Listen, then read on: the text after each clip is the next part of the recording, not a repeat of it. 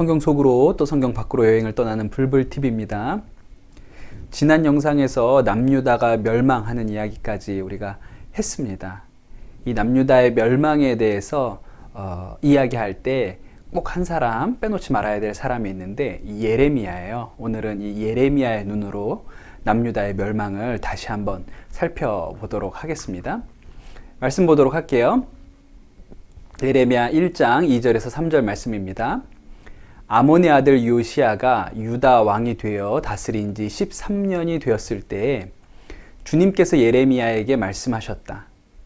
요시야의 아들 여호야김이 유다 왕으로 있을 때에도 주님께서 그에게 말씀하시고 그 뒤에도 유다 왕 요시야의 아들 시드기야 제11년까지 주님께서 그에게 여러 번 말씀하셨다. 시드기야 왕 11년 그 다섯째 달에 예루살렘 주민이 포로로 잡혀갔다 그랬어요. 이 말씀을 보면 예레미야가 요시야 왕 때부터 사역을 시작해서 예루살렘이 멸망당하던 시드기야 왕 때까지 그 사역이 계속 이어졌다는 것을 알 수 있어요. 그런 여러분, 예레미야가 젊었던 시절에는 요시야 왕 밑에서 남유다가 말씀의 부흥이 일어나고 또 종교개혁이 일어나고 이런 것들을 다 눈으로 봤던 사람이 예레미야인 거예요. 그러다가 이제 요시야 왕이 젊은 나이에 요절하고 그 다음에 이 남유다가 바벨론 아래에 짓밟히는 모든 과정을 봤던 사람이 예레미야거든요. 그러니까 예레미야의 인생은 대단히 고통스러웠습니다. 그래서 예레미야를 우리가 눈물의 예언자라고 그렇게 부르기도 하죠. 네, 예레미야 20장 8절에서 9절 말씀 보면 예레미야가 이렇게 얘기합니다. 내가 입을 열어 말할 때마다 폭력을 고발하고 파멸을 외치니 주님의 말씀 때문에 나는 날마다 치욕과 모욕거리가 됩니다. 이 무슨 얘기냐면 예레미야의 예언은 하나님께서 유다를 멸망시키신다. 바벨론에게 바짝 엎드려라. 이런 거였거든요. 그러니까 예레미야가 하는 이야기를 사람들이 좋아할 리가 없었어요. 바벨론과 싸우면 우리가 이길 수 있다. 이런 메시지가 희망적인 메시지였는데 예레미야는 반대로 망한다. 바짝 엎드려야 된다. 이렇게 예언을 했으니까 사람들이 예레미야를 좋아하지 않았죠? 9절에 보면 이제는 주님을 말하지 않겠다. 다시는 주님의 이름으로 외치지 않겠다 하고 결심하여 보지만 그때마다 주님의 말씀이 나의 심장 속에서 불처럼 타올라 뼛속까지 타들어가니 나는 견디다 못해 그만 항복하고 맙니다. 그랬어요.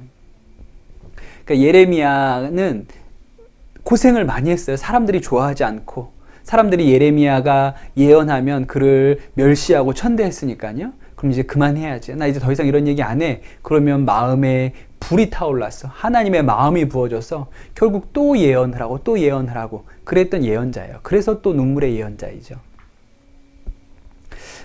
예레미야의 예언은 대부분 여호야김 왕과 시드기야 왕에 대한 이야기로 구성되어 있습니다. 여호아스나 여호야김은 왕이 되기는 했지만 3개월 정도밖에 다스리지 않았기 때문에 주로는 여호야김과 시드기야 왕에 대한 예언이에요. 먼저 여호야김 왕에 대한 이야기 예언들 보도록 할게요. 예레미야 22장 13절입니다. 불의로 궁전을 짓고 불법으로 누각을 쌓으며 동족을 고용하고도 품삯을 주지 않는 너에게 화가 미칠 것이다 그랬어요. 그러니까 여호야김은요 그렇게 어려운 시절에 바벨론이 쳐들어오는 그런 시절에 왕이 되었음에도 불구하고 여전히 자기의 궁전 공사 이런 거 하고 있었던 사람이라는 거예요. 예레미야가 이런 것을 정말 답답하게 안타깝게 그렇게 여겼죠. 여호야김이 얼마나 악한 사람이었냐면 요 말씀을 봐도 알 수가 있습니다. 예레미야 36장 1절에서 2절이에요. 요시야의 아들 여호야김이 유다의 왕이 된 지 4년째 되는 해에 주님께서 예레미야에게 말씀하셨다. 그럼 이제 바벨론의 침입을 받았던 때죠. 너는 두루마리를 구해다가 내가 너에게 말한 날로부터 곧 요시야의 시대부터 이날까지 내가 이스라엘과 유다와 세계 만민을 두고 너에게 한 모든 말을 그 두루마리에 기록하여라 그랬어요. 이 일을 이제 예레미야가 사람을 시켜서 이제 기록하게 하죠. 그리고 그 기록한 것을 여호야김에게 갖다 주게 합니다. 여호야김이 어떻게 했을까요? 여호야김이 그 하나님의 말씀이 쓰여진 두루마리를 받고 이렇게 했어요. 유다 왕 여호야김에게 주님의 말을 전하라고 하셨다. 나 주가 말한다. 너는 예레미야에게 왜 두루마리에다가 바벨로니아 왕이 틀림없이 와서 이 땅을 멸망시키고 사람과 짐승을 이 땅에서 멸절시킬 것이라고 기록하였느냐 하고 묻고는 그 두루마리를 태워버렸다. 그러니까 이 여호야김이라는 사람은요, 하나님의 말씀을 들을 생각이 없었던 사람이에요. 그런 사람에게 가서 예레미야는 하나님의 말씀을 전해야 되는 그런 사명을 가졌던 것이죠. 네, 예레미야 22장 28절 보면 이건 여호야긴, 김 다음에 김의 아들이었던 긴에 대한 이야기인데요. 이 사람 고니아는 깨져버린 항아리인가? 아무도 거들떠 보려고 하지 않는 질그릇인가? 어찌하여 그는 자신도 모르는 낯선 땅으로 가족과 함께 쫓겨나서 멀리 끌려가게 되었는가? 그러죠. 이 여호야긴이 2차 포로로 끌려가잖아요. 에스겔과 함께 2차 포로로 끌려가는데 그 포로로 끌려가는 일에 대해서 탄식하는 이야기가 써 있습니다. 예레미야는 바벨론의 포로로 끌려가지는 않았어요. 계속 유다 땅 가운데 살았던 사람인데, 그러나 이미 예레미야 시대에도 포로로 끌려간 사람들이 많이 있었죠. 그래서 예레미야가 포로로 끌려간 사람들에게 편지를 보냅니다. 어떤 내용의 편지를 보냈을까요? 예레미야 29장 1절 말씀이에요. 이것은 예언자 예레미야가 예루살렘에 보낸 편지로서 포로로 잡혀간 장로들 가운데 살아남은 사람들을 비롯하여 느부갓네살이 예루살렘에서 바벨로니아로 잡아간 제사장들과 예언자들과 온 백성에게 보낸 것이다. 포로로 끌려간 사람들한테 편지를 썼다는 얘기예요. 뭐라고 내용을 썼냐면 예레미야 29장 5절에 보면 너희는 그곳에 집을 짓고 정착하여라, 과수원도 만들고 그 열매도 따먹어라 그랬어요. 왜 이렇게 말했냐면 이 유다 사람들이 포로로 끌려갔잖아요. 그런데 그때 이미 어떤 사람들이 이제 우리가 금방 돌아갈 수 있다, 바벨론이 멸망당할 거다, 우리가 여기에서도 반란을 일으켜보자, 이런 얘기들을 하는 사람들이 있었어요. 근데 예레미야는 그렇게 하지 말라는 거예요. 보세요. 예레미야 29장 8절 말씀. 나 만군의 주 이스라엘의 하나님이 분명히 말한다. 너희는 지금 너희 가운데 있는 예언자들에게 속지 말고 점장이들에게도 속지 말고 꿈쟁이들의 꿈 이야기도 곧이 듣지 말아라 그랬어요. 그 사람들이 우리가 이 바벨론을 무찌르고 돌아갈 수 있다, 이런 얘기들을 했거든요. 근데 예레미야는 그냥 여기서 이 포로로 끌려온 곳에서 집 짓고 과수원 만들고 여기 눌러 앉아 살아야 된다 그랬어요. 그러니까 그 말을 누가 좋아하겠어요? 그러나 예레미야가 그렇게 이야기한 이유가 있죠. 왜 그렇게 얘기했냐? 하나님이 예레미야에게 하셨던 말씀이 있는 거예요. 예레미야 29장 10절이요. 나 주가 분명히 말한다. 너희가 바벨로니아에서 70년을 다 채우고 나면 내가 너희를 돌아보아 너희를 이곳으로 다시 데리고 오기로 한 나의 은혜로운 약속을 너희에게 그대로 이루어 주겠다. 그러니 하나님은요, 예레미야에게 바벨론 포로 생활이 70년이 간다고 이미 얘기하셨어요. 지금 돌아갈 수 있다, 바벨론을 무찌를 수 있다, 이렇게 말한 사람들은 가짜, 거짓말장이죠. 그러니까 예레미야는 그 땅에서 집 짓고 과수원 짓고 살아야 된다, 70년을 살아야 되니까 그렇게 이야기를 했던 것입니다. 네, 예레미야 27장 3절, 이제 마지막 왕이었던 시드기야한테 하는 이야기예요. 지금 유다 왕 시드기야를 만나려고 예루살렘에 와 있는 사절들에게 나누어 주어 그것들을 에돔 왕과 모압 왕과 암몬 사람의 왕과 두로 왕과 시돈 왕에게 보내어라 그랬어요. 지금 예루살렘에 에돔, 모압, 암몬, 두로, 시도의 사신들이 와 있는 거예요. 왜 와 있을까요? 이 사람들 예루살렘에 와서 뭐 할까요? 바벨론에게 반기를 들 그런 계획을 세우고 있는 것이죠.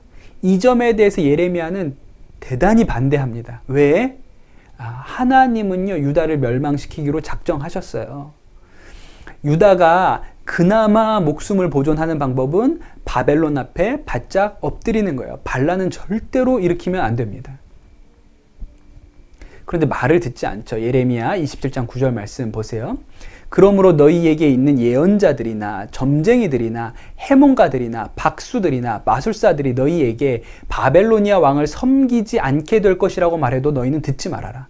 그러니 그 당시에 이 사람들, 우리가 바벨로니아를 물리칠 수 있다, 바벨로니아가 별거 아니다, 이렇게 말한 사람들이 사람들로부터 박수 받았어요. 그러나 이것은 하나님의 뜻이 아니죠.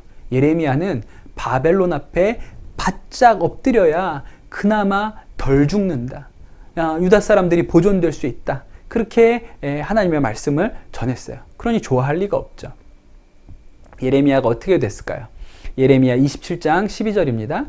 나는 유다왕 시드기야에게도 이와 똑같은 말을 전하였다. 여러분은 바벨로니아 왕의 멍에를 메고 그와 그의 백성을 섬겨서 살아남도록 하십시오. 그랬어요. 시드기야한테 그렇게 얘기한 거예요. 바벨로니아 왕의 멍에를 메고 그 밑에 바짝 엎드려서 살아남아야 된다고. 그러나 시드기야의 마음은 이미 반란으로 기울어졌죠. 그게 정말 잘못된 선택이었어요. 예레미야 37장 16절에서 17절 보면 이미 이제 시드기야가 일으킨 이 반란 때문에 바벨론 군대가 가까이 와 있는 거예요. 이제 바벨론 군대에게 예루살렘이 포위된 이런 상황이었죠. 그때 예레미야에게 일어난 일입니다. 그곳에 지하 감옥이 있었는데 예레미야는 거기에 들어가서 오랫동안 갇혀 있었다. 예레미야가 계속 망한다 그러니까 감옥에 가둬놓은 거예요. 17절 하루는 시드기야 왕이 사람을 보내어 예레미야를 왕궁으로 데려와서 그에게 은밀히 물어보았다. 주님께서 무슨 말씀을 하신 것이 없습니까? 그때 예레미야가 대답하였다. 있습니다. 예레미야가 계속해서 말하였다. 임금님께서 바벨로니아 왕의 손아귀에 들어가실 것입니다. 그랬어요. 시드기야 왕도 나중에 이제 바벨론이 문턱까지 오니까 마음이 겁이 나죠. 그래서 결국 누굴 찾아가요? 예레미야를 찾아가요. 그리고 예레미야한테 물어보니까 예레미야는 시종일관 똑같이 얘기해요. 임금님 바벨론에 잡혀가실 거예요. 결국 이 예레미야가 이야기한 대로 시드기야가 바벨론으로 잡혀가고 두 눈이 뽑히고 그렇게 정말 말로 형용할 수 없는 안타까운 형편이 되게 됩니다. 예레미야 33장 15절에서 16절 말씀 볼게요.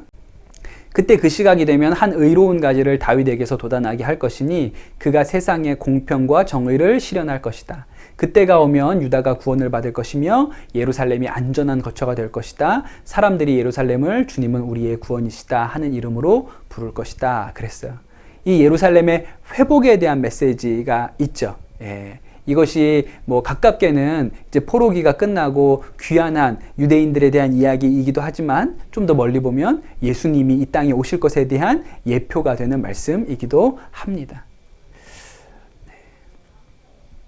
예레미야 42장 19절. 유다에 살아남은 여러분, 주님께서 여러분에게 이집트로 가지 말라고 말씀하셨습니다. 여러분이 분명히 아시는 대로 나도 오늘 여러분에게 같은 경고를 하였습니다. 그랬어. 남유다는 이제 완전히 멸망을 당했습니다. 시드기야 왕도 끌려갔고 이제 바빌론은 이 유다에다가 왕이 아닌 총독을 세우죠. 그달리아라는 총독을 세워요. 예레미야는 바벨론에게 있어서는 그렇게 적대적인 존재가 아니었어요. 왜냐하면 바벨론 밑에 바짝 엎드리라고 예언했잖아요. 그러니까 바벨론 사람들이 이 예레미야를 싫어할 이유가 없겠죠. 그리고 예레미야에게 자유를 주었는데 예레미야는 계속 이 유다 땅에 머물러 있기를 원했습니다. 그런데 또 그 유다 사람들 중에 어떤 사람들이 이제 그달리아를 죽이고 총독이었던 그달리아를 죽이고 이 감당이 안 되니까 이집트로 도망가려고 하는 거예요. 그때 예레미야가 이렇게 얘기하는 거예요. 유다에 살아남은 여러분, 주님께서 여러분에게 이집트로 가지 말라고 말씀하셨습니다. 여러분이 분명히 아시는 대로 나도 오늘 여러분에게 같은 경고를 하였습니다. 이집트로 내려가면 안 된다고 했죠. 그러나 그 사람들이 강제로 이제 예레미야를 데리고 이집트로 내려갑니다. 그리고 예레미야는 그 이집트에서 죽어요. 그러니까 예레미야의 인생은 하나님 앞에 쓰임 받았지만 평생도록 너무나도 고통스러운 그런 인생을 살았죠. 그러니까 하나님한테 순종한 사람들이 다 형통하고 먹고 사는데 지장 없이 잘 먹고 잘 살고 그런 인생 사는 거 아니라는 것을 예레미야를 통해서 알 수 있는 거예요. 하나님이 저런 사명을 맡기는 사람들도 있는 것이죠. 오늘 예레미야서까지 했어요. 이렇게 해서 남유다의 멸망까지 왕정시대 길게 왔는데 다 끝냈습니다. 다음 영상에서는 포로시대, 그 포로로 끌려간 바벨론과 페르시아에서 어떤 일이 있었는지 다음 영상에서부터 다시 공부해 보도록 할게요. 감사합니다.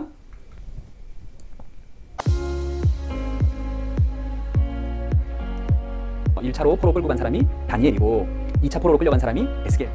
좀 어려운데 그래도 이름은 좀 읽어보실 필요가 있어요. The Rivers of Babylon이라는 팝송이 있어요. By the river of Babylon. 마른 뼈가 살아난다는 것은 유다가 회복될 것이다. 이런 메시지를 에스겔이 받게 되는 것이죠.